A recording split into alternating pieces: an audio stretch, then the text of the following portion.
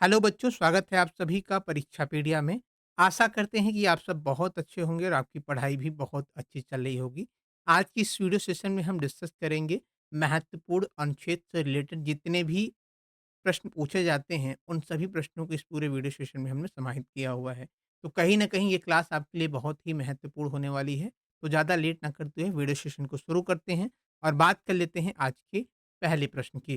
पहला प्रश्न कह रहा है कि संविधान सभा के द्वारा अंतिम रूप से पारित संविधान में कुल कितने अनुच्छेद तथा अनुसूचियाँ हैं? तो ध्यान रखिएगा, संविधान सभा के द्वारा अंतिम रूप से पारित संविधान सभा में कुल अगर हम अनुच्छेद और अनुसूचियों की बात कर लें, तो 395 अनुच्छेद और 8 अनुसूचियाँ हैं, ये चीज़ आप ध्यान रखिएगा। कितने? 395 अनुच्छेद और 8 अनुसूचियाँ हैं। बात कर लेते हैं अगले प्रश्न की। अगला प्रश्न कह रहा है, वर्तमान समय में भारतीय संविधान में गणना की दृष्टि में कुल कितने अनुच्छेद और अनुसूचियाँ हैं? तो वर्तमान समय में अगर हम बात कर लें, तो ये 448 अनुच्छेद हैं और 12 अनुसूचियाँ हैं। कितने? 448 अनुच्छेद और 12 अनुसूचियाँ हैं। अभी इसके पहले मैंने क्या बताया कि जब संविधान सभा की जब पारित हुआ था, उस समय अगर अनुच्छेद और अनुसूचियों की बात कर लें, तो कितना था मैंने बताया आपको 395 था और 8 अनुसूचियाँ थी। लेकिन वर्तमान समय की अगर बात करें, 448 अनुच्छेद और 12 अनुसूचियाँ थी हैं। बात कर लेते हैं अगले प्रश्न की। अगला प्रश्न कह रहा है कि वर्तमान में भारतीय संविधान में धाराओं की कुल कितनी संख्या है? तो वर्तमान समय में भारतीय संविधान में अगर कुल धाराओं की अगर हम बात कर लें, तो 395 जो है क्या है? धारा है। ऑप्शन नंबर आपका बी सही है। बात कर लेते हैं अगले प्रश्न की। संविधान के किस अनुच्छेद में यह अंकित है कि इंडिया अर्थात भारत राज्यों का एक संघ है? बताइए। ध्यान रखिएगा, संविधान के अनुच्छेद 1 में यह वर्णित है कि इंडिया जो है अर्थात भारत का राज्यों का एक संघ है। अगर बात करने की जो है, ये कहाँ पे वर्णित है? तो ध्यान रखिएगा भाग 1 में वर्णित है। 1 से 4 के बारे में अगर बात कर लें जो अनुच्छेद है, ये संघ और उसके राज्य क्षेत्र के बारे में बत बताता है। बात कर लेते हैं अगले प्रश्न की। संविधान के अनुच्छेद 1 में भारत को क्या कहा गया है? परिसंघ कहा गया है, महासंघ कहा गया है या परिसंघ प्रबल एकात्मक आधार के साथ या राज्यों का संघ? तो ध्यान रखिएगा, संविधान के अनुच्छेद 1 में भारत को जो है राज्यों का एक संघ कहा गया है। ये प्रश्न आपके एग्जाम में काफ़ी बार पूछा भी गया है। ऑप्शन नंबर डी सही है। बात कर लेते हैं अगले प्रश्न की। भारतीय संविधान के किन अनुच्छेदों में नागरिकता संबंधी प्रावधान दिया गया है? तो ध्यान रखिएगा, नागरिकता संबंधी जो प्रावधान है वो 1 से 5 तक है। किसमें है? 1 से 5 तक है। ठीक है? बात कर सॉरी माफ़ी चाहेंगे, ये आपका है 5 से 11 तक यानी भाग 2 में बताया गया है। कितमें? भाग 2 में 5 से 11 तक जो है नागरिकता संबंधी प्रावधान है। बात कर लेते हैं अगले प्रश्न की। अगला प्रश्न कह रहा है कि निम्न में से किन अनुच्छेदों के द्वारा भारतीय संविधान नागरिकों को मूल अधिकार निश्चितता प्रदान करता है? तो ध्यान रखिएगा, जो निश्चित जो है प्रदान करता है क्या नागरिकता, वो अनुच्छेद जो है 12 से 35 तक के बारे में वर्णित किया गया है। ऑप्शन नंबर ए आपका सही है। कौन कहाँ से कहाँ तक? 12 से 35 तक यानी भाग जो है 3 के अंतर्गत आता है ये। किसमें? भाग जो है 3 के अंतर्गत आता है, ये चीज़ आप ध्यान रखिएगा। ठीक? बात कर लेते हैं अगले प्रश्न की। नौकरियों तथा शैक्षणिक संस्थाओं में समाज के कमज़ोर वर्ग के लिए आरक्षण उपलब्ध कराने के लिए केंद्र सरकार को संविधान का कौन-सा अनुच्छेद अधिकार प्रदान किया करता है? तो ये कौन-सा अनुच्छेद करता है? अनुच्छेद 16 करता है। ऑप्शन नंबर आपका जो है बी सही है। बात कर लेते हैं कि ये जो अनुच्छेद 16 है, ये किसके अंतर्गत किस भाग में आता है? तो भाग 3 में मैंने अभी आपको बताया है। बात कर लेते हैं अगले प्रश्न की। भारतीय संविधान का कौन-सा अनुच्छेद राष्ट्रपति के पद के लिए पुनः निर्वाचन की योग्यता निर्धारित करता है? तो अनुच्छेद जो 57 है, कौन-सा? अनुच्छेद 57 जो है, ये क्या करता है? ये करता है राष्ट्रपति के पद के लिए पुनः निर्वाचन की योग्यता जो है क्या करता है? ये निर्धारित करता है। ये प्रश्न आपके एग्ज़ाम में पूछा गया है, ध्यान रखिएगा, यहाँ से प्रश्न बनते ही बनते हैं, ठीक है? अगर हम बात कर लें कि अनुच्छेद जो है कि 55 में क्या बताया गया है, तो अनुच्छेद 55 में राष्ट्रपति के निर्वाचन की रीतियाँ बताई गई हैं और 54 की बात कर लें अगर दोस्तों, तो ध्यान रखिएगा राष्ट्रपति का निर्वाचन एक निर्वाचन मंडल के द्वारा होगा। ये किसमें वर्णित है? 54 में। अगर हम बात कर लेते हैं दोस्तों 52 में, तो भारत का एक राष्ट्रपति है, ये प्रश्न आपके एग्ज़ाम में पूछा गया है कि भारत का एक राष्ट्रपति है, ये अनुच्छेद किसमें वर्णित है? तो ध्यान रखिएगा, ये अनुच्छेद जो है आपके 52 में वर्णित है। किसमें वर्णित है? 52 में वर्णित है, ये प्रश्न भी आपके एग्ज़ाम में पूछा गया है, ठीक है? बात कर लेते हैं बच्चों अगले प्रश्न की। अगला प्रश्न कह रहा है, कि भारत के संविधान का निम्न में से कौन-सा अनुच्छेद अस्पृश्यता का उन्मूलन करता है तथा किसी भी रूप में इसके आचरण का निषेध करता है? तो ध्यान रखिएगा, ये अनुच्छेद जो है 17 करता है। कौन? अनुच्छेद जो है 17 करता है। बात कर लेते हैं अगले प्रश्न की। भारतीय संविधान के किस अनुच्छेद के अंतर्गत भाषण एवं अभिव्यक्ति की स्वतंत्रता के अधिकार की गारंटी दी गई है? तो ये किसमें दिया गया है? ये दिया गया है अनुच्छेद जो है 19 में दिया गया है। बढ़ते हैं अगले प्रश्न की तरफ। भारतीय संविधान के किस अनुच्छेद में प्रेस की स्वतंत्रता की जो है बात कही गई है? तो ये किसमें कही गई है? ये 19 फर्स्ट में क कहा गया है। ऑप्शन नंबर जो है आपका डी सही है। अगले प्रश्न की बात करें, मौलिक अधिकार के अंतर्गत कौन-सा अनुच्छेद बच्चों के शोषण से संबंधित है? मौलिक अधिकार के अंतर्गत कौन-सा अनुच्छेद जो है बच्चों के शोषण से संबंधित है? ये अनुच्छेद जो है आपका आता है, जो है 24 आता है। बात कर लेते हैं अगले प्रश्न की। भारतीय संविधान के किस अनुच्छेद में अल्पसंख्यकों के हितों के संरक्षण की व्यवस्था किया गया है? तो ये किसमें किया गया है? ये 29 में किया गया है। अनुच्छेद 29 में किया गया है। बात कर लेते हैं अगले प्रश्न की। कौन से अनुच्छेद के अंतर्गत भारत का सर्वोच्च न्यायालय नागरिकों के मौलिक अधिकारों की रक्षा करता है? बताइए कौन-सा अनुच्छेद है?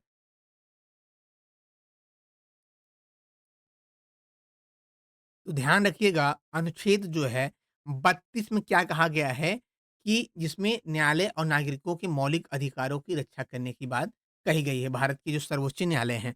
बात कर लेते हैं अगले प्रश्न की।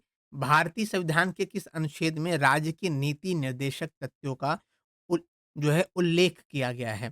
तो राज्य के नीति निर्देशक तथ्यों का जो उल्लेख किया गया है, ये किसमें किया गया है?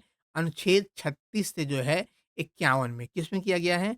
अनुच्छेद 36 से 51 में जो है क्या कहा गया है? राज्य के नीति निर्देशक तत्वों का जो है उल्लेख किया गया है। ये किस भाग के अंतर्गत आता है? तो ये भाग 4 के अंतर्गत आता है, ध्यान रखिएगा।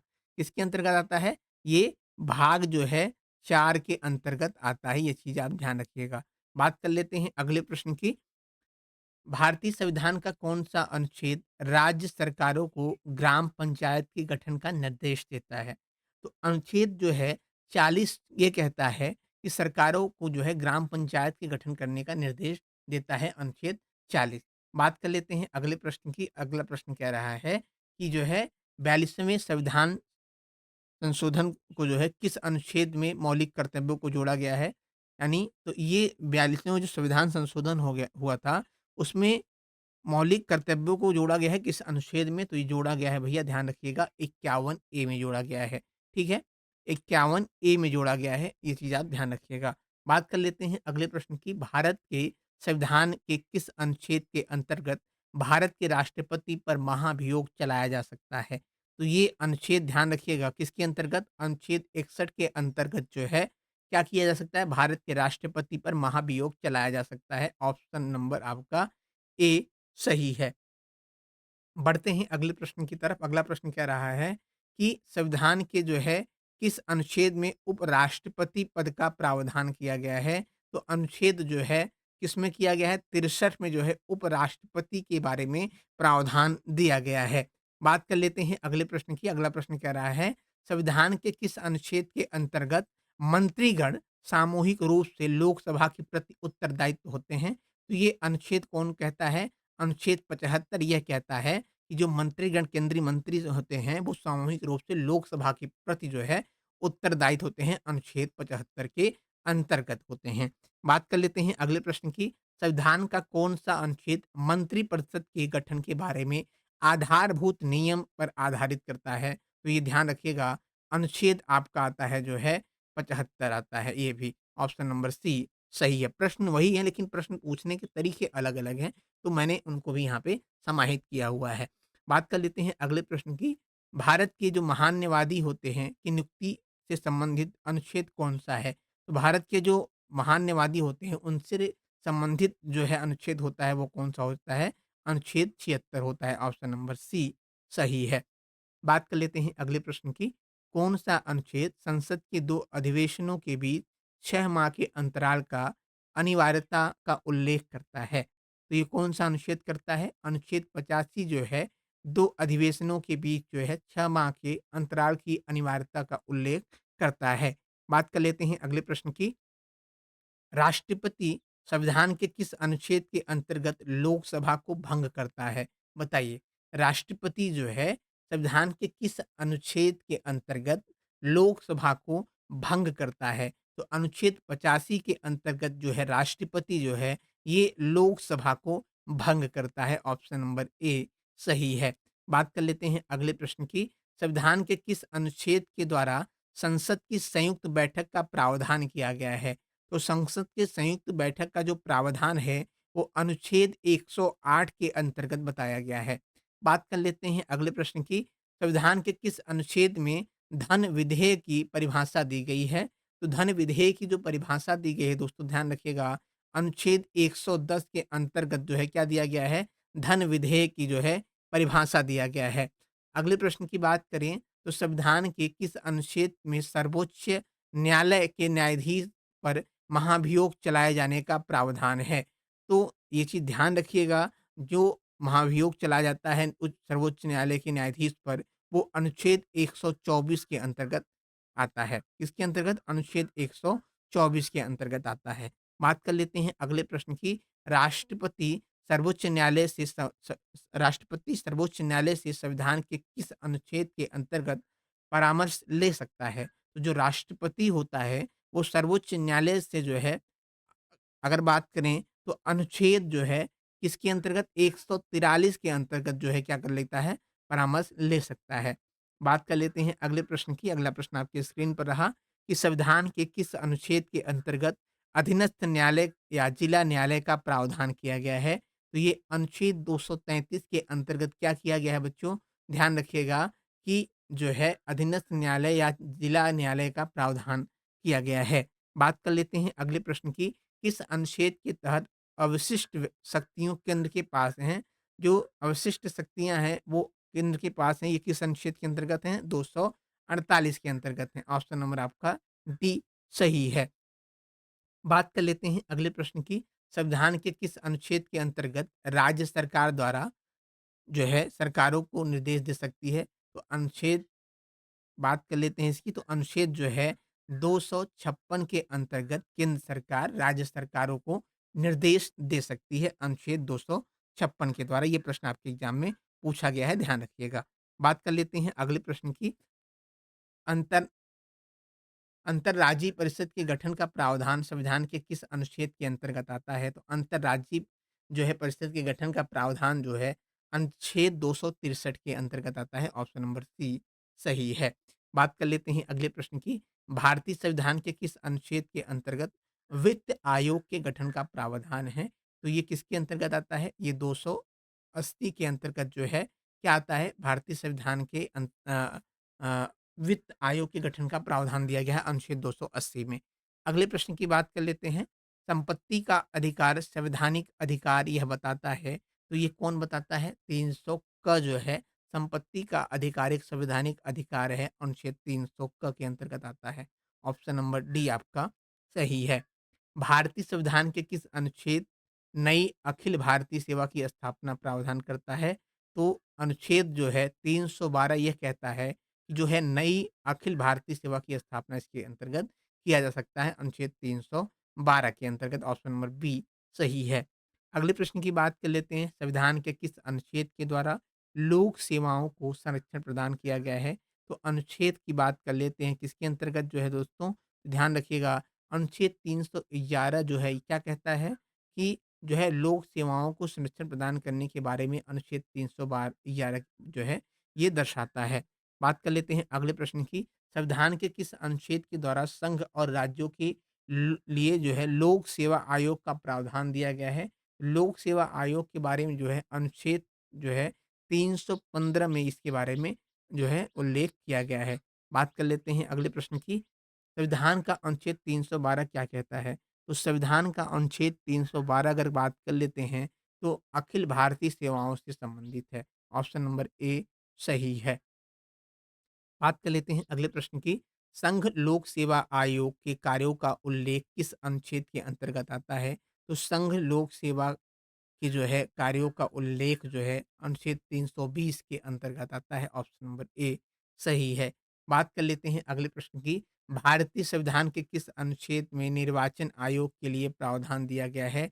तो भारतीय संविधान की अगर बात कर लेते हैं तो अनुच्छेद जो है 324 में क्या दिया गया है? निर्वाचन आयोग के लिए प्रावधान दिया गया है। ऑप्शन नंबर सी सही है। बात कर लेते हैं अगले प्रश्न की। संविधान के किस अनुच्छेद के अंतर्गत हिंदी को राजभाषा का दर्जा दिया गया है? बहुत ही महत्वपूर्ण प्रश्न है।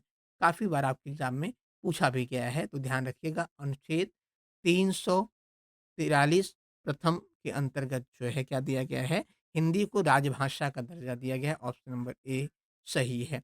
बात कर लेते हैं अगले प्रश्न की। किस अनुच्छेद में यह प्रावधान किया गया है कि संघ की राजभाषा हिंदी तथा लिपि देवनागरी होगी? तो ये अनुच्छेद जो है ध्यान रखिएगा 343 के अंतर्गत कहा गया है। ऑप्शन नंबर बी सही है। बात कर लेते हैं अगले प्रश्न की। संविधान के किस अनुच्छेद में हिंदी भाषा के विकास के लिए निर्देश दिया गया है? तो हिंदी भाषा के विकास के लिए जो निर्देश दिया गया है, वो किसमें दिया गया है? वो भी आपका दिया गया है किसमें? 343 में दिया गया है। ऑप्शन नंबर आपका सी सही है। बात कर लेते हैं अगले प्रश्न की।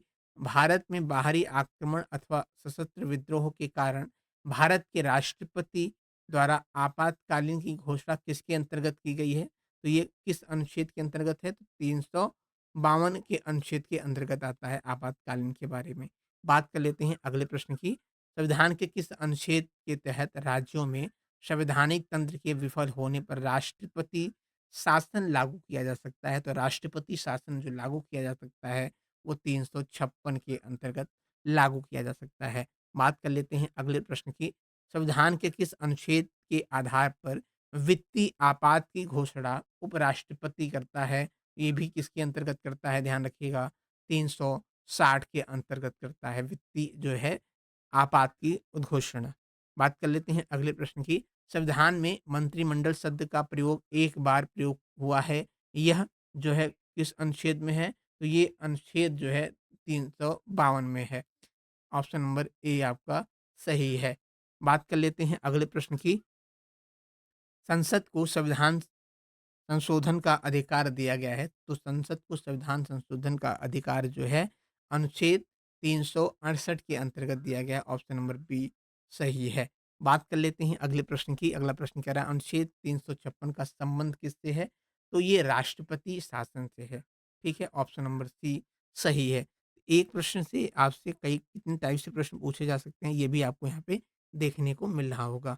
बात कर लेते हैं अगले प्रश्न की कि भारतीय संविधान के किस अनुच्छेद में विभिन्न राज्यों से संबंधित विशिष्ट प्रावधान का उल्लेख किया गया है? तो ये अनुच्छेद 371 के तहत जो है विभिन्न राज्यों से संबंधित विशिष्ट प्रावधान का जो है उल्लेख किया गया है 371 के अंतर्गत।